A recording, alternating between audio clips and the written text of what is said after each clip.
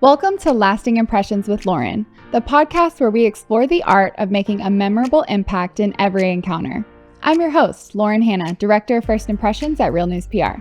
Join me each week as we sit down with a diverse range of guests, from industry leaders to everyday influencers, to explore their insights, experiences, and strategies for making memorable impressions. So whether you're looking to enhance your professional presence, elevate your personal brand, or simply leave a positive impact on those around you, this is your go-to destination for all things impression management. Get ready to be inspired, informed, and empowered to make every interaction count. Welcome to the podcast where impressions aren't just made, they last. Welcome to Lasting Impressions with Lauren. I am Lauren Hanna, and today my guest definitely made a lasting impression on me. I am here with Harlee Owen, the Gen Z Realtor. Harlee, how are you? I'm good. How are you? Good. So Harlee and I met when she was on the Insiders podcast with Real Estate and Marketing with Sandy Hibbert and Mark Miller. Shout out to them. They're fantastic. And your interview was so good. Learned a lot about you during your interview.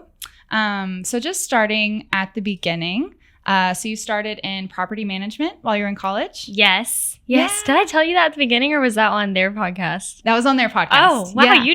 You did some research. I did. Wow. Yes, I did. I did start in property management. It was fun. It was actually student housing. So that was really fun. I do miss that. They were so cute. Yeah. The new college students coming in and yeah. Yeah. So you fell in love with helping students find their homes. Mm-hmm.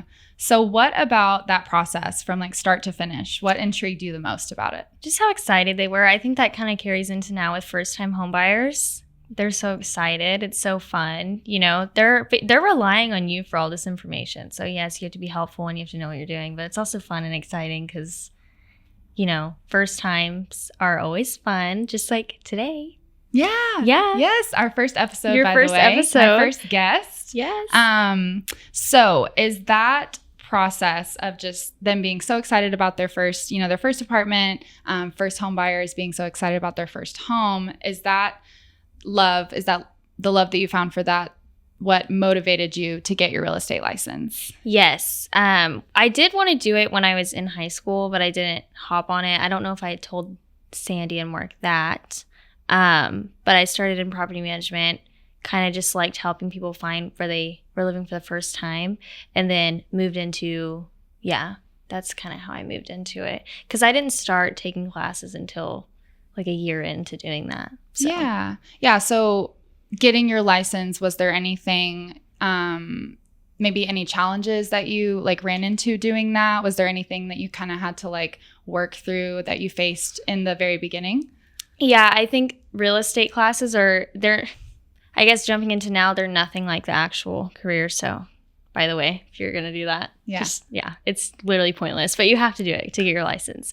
I'd say the hardest part was being in college at the time. Mm-hmm. So you're going to school for two things. Retaining the information, that's very hard. For the laws, real estate law, there's so many laws. So that I think that was the hardest kind of hurdle to jump over there. Yeah. And I know you mentioned on their podcast that mentorship was like really, really important for you when you got started. Yes.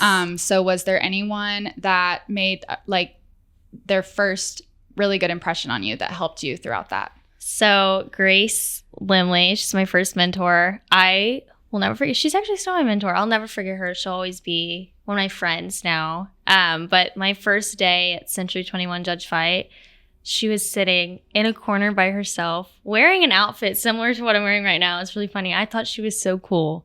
And I was wearing an outfit like businessy, you know, kind of over the top for my first day. Come on, right?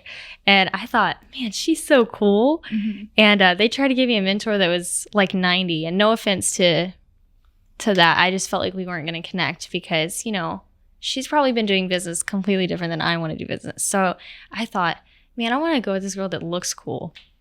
That's so silly, right? But then she ended up being literally the best mentor ever. And she helped me through my first contract, through all my listing appointments until she finally like let me go on my own. We started a team together.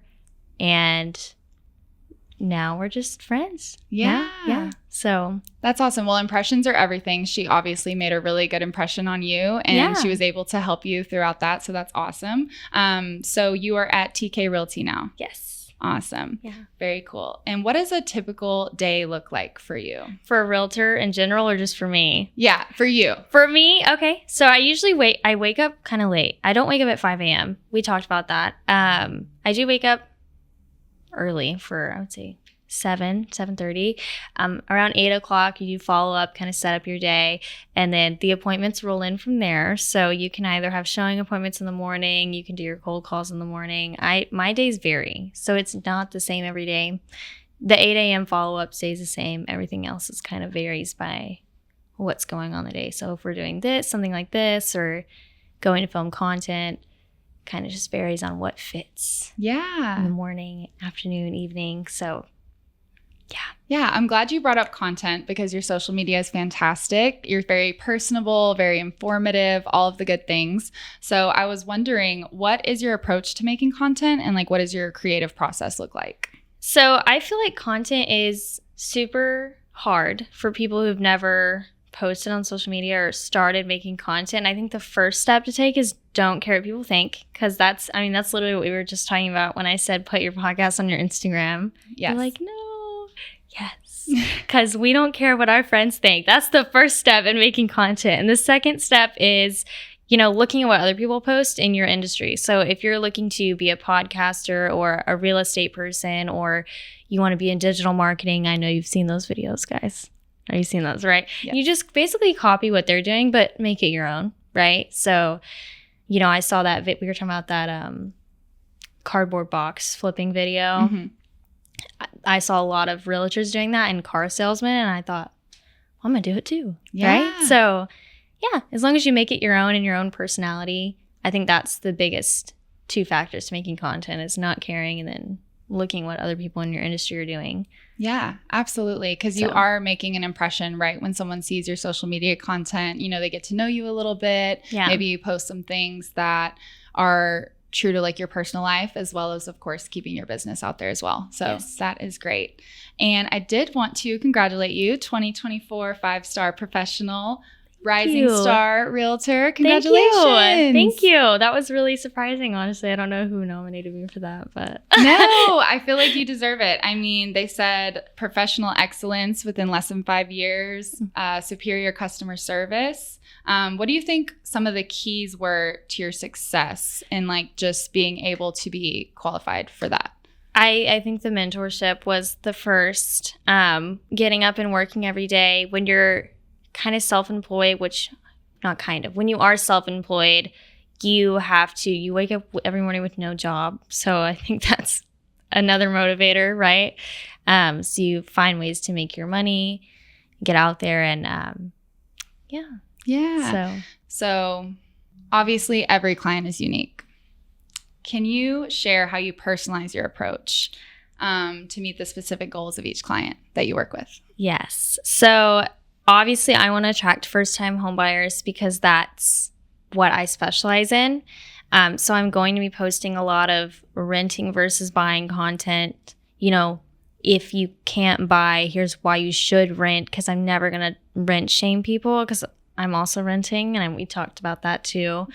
So just a lot of educational posts. That's what's going to attract the first-time homebuyers, because you're educating them and you're, posting homes in their price range. Like, obviously, I'm not going to go. Sometimes I tour $1 million homes and stuff. I'm not going to post those every day, because obviously my friends from high school don't care about the $1 million home in Dallas that when they want to live in Burleson in the suburbs. You know what I'm saying? So I feel like targeting your audience is the most important, and I want to help that audience. So that's how I target that approach. Yeah. And going places where people my age would be, or Gen Z, millennial. I'm not going to Highland Park bars, because I don't sell Highland Park homes. You know what I'm saying? So, and realtors up in those luxury price points, they do those things because they want to sell those homes. So yeah. Everyone has a different approach, I think. Absolutely. And then is there anything that you would say, like, obviously you want to make that lasting impression on your client. You want to, have them leave thinking like Harlee was amazing. She helped me in every question that I had. So is there anything specific that you do that you would say you try to like leave them with that? This sounds so cringy, but I try to just be myself from the start. And I feel like that's what catches people, because obviously people can tell if you're being yourself or if you're just trying to sell them a house.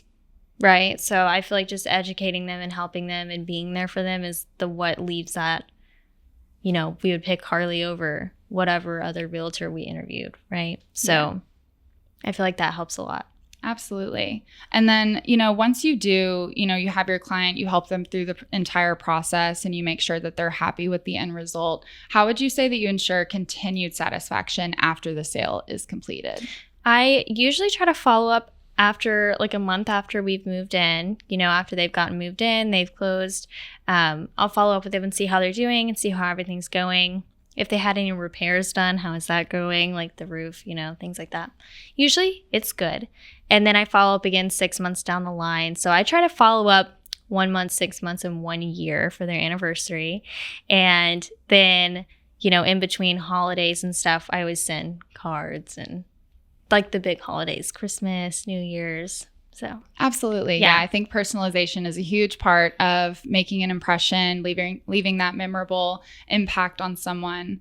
Can you share a recent or just overall throughout your career, a success story where you feel like you really exceeded a client's expectations? You feel like they really left happy? I just posted recently about one of the cutest stories ever. I wouldn't call it a success story. I would call it more so a blessing, really, if you're into that stuff. I mean, they were first-time home buyers. They got referred to me by someone I knew, and they were VA, which means her husband was in the military. So they were going to use a VA loan. And for a lot of people in the real estate industry, VA loans are tough because people are uneducated and they think, in a multiple offer situation, like no one's going to pick this loan, right?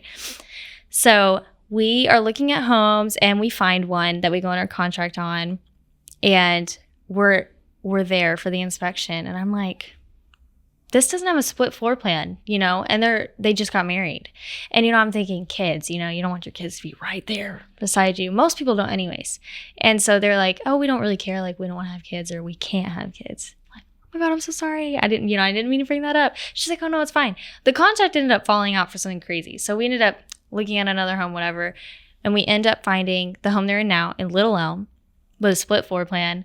And it's no work needs to be done. It's like perfect. There's 4 offers. I'm like, okay, guys, don't get your hopes up, So we put in an offer and they got the house because the people that owned it were veterans. So, I mean, how crazy is that? And then now they're having a baby. Oh, that's awesome. Yeah. So that was insane. That was a crazy one. That was my favorite real estate story, I think. That's a beautiful story. It's awesome. Yeah. And I definitely believe in blessings. I definitely think the universe, puts things together at the exact right moment. Yes. Absolutely. No, that's awesome. And now she's starting her own she's a personal trainer, and she wanted to start like a fitness Instagram and stuff. And we've been talking about giving each other tips. Like I've been helping her, and she's having a baby. And I'm like, you should post workout videos for like pregnant ladies because I feel like not enough people do that. So that's what she started doing, and I love it. I'm like, you're doing so good. Yay. No, that's awesome. So, that's very cool. That was amazing. Well, it's just amazing that you were able to help them find the home that they really wanted at the end of the day, but then also being able to continue that relationship. That's beautiful. Yeah. That's awesome. Yeah. Very cool. Let's see. If you could give any advice to someone starting out, Gen Z, millennial, anyone that wants to dip their toe into the real estate industry, what would be your one piece of advice?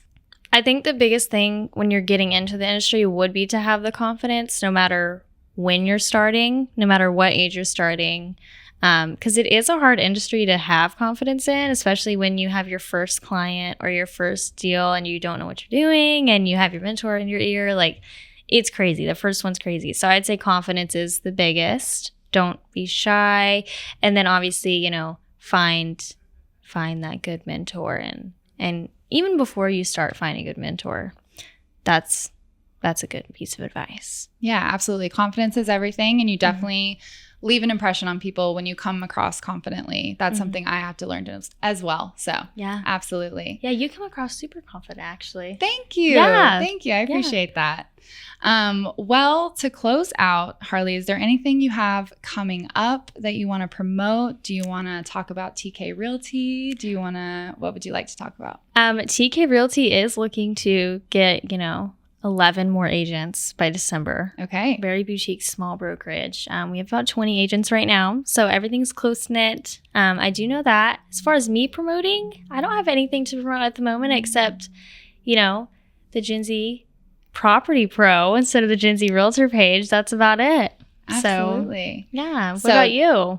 Well, lasting impressions with Lauren. Harlee is my first guest. I think it went really well. So we're excited. And I hope that we can continue a relationship and continue to help each other throughout both of our journeys. Gen Z has to stick together, all the things. Awesome. Well, very cool. Thank you so much for coming on. This is so fun. Yay. Thank you for having me. I liked this one. This one was fun. This is the podcast where impressions aren't just made, they last. Thank you, Harlee.